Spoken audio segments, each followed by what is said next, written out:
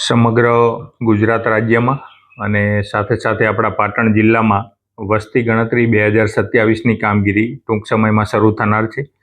આ કામગીરી બે ભાગમાં કરવામાં આવનાર છે, જેમાં પહેલા ભાગમાં ઘર યાદી અને મકાનોની ગણતરી છે, જેને આપણે હાઉસ લિસ્ટિંગ અને હાઉસિંગ સેન્સસ તરીકે ઓળખીએ છીએ. જે કામગીરી 1 જૂનથી શરૂ થશે અને 30મી જૂન એટલે સમગ્ર જૂન માસ દરમિયાન આ કામગીરી કરવામાં આવશે.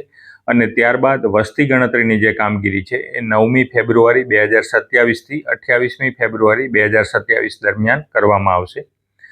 હવે વસ્તી ગણતરીના પ્રથમ તબક્કાની જે કામગીરી કરવામાં આવનાર છે તે પૂર્વે આવતીકાલે 17/5 એટલે કે 17મી મેથી 31 મે સુધી સ્વગણના શરૂ થવાની છે. આ સ્વગણનામાં કોઈપણ નાગરિક, પાટણ જિલ્લાના કોઈપણ નાગરિક પોતાની રીતે વસ્તી ગણતરીના જે ઓનલાઈન પોર્ટલ છે se.census.gov.in ઉપર જઈને પોતાની માહિતી ભરી શકશે અને એ માહિતી જ્યારે ભરશે ત્યારે 11 આંકડાનો એક આઈડી જનરેટ થશે અને આ આઈડી પોતાની પાસે સાચવી રાખવાનો રહેશે. પછી જ્યારે વસ્તી ગણતરી કરનાર કર્મચારી અધિકારી જ્યારે આવશે ત્યારે આ આઈડી એમને પૂરો પાડવાનો રહેશે.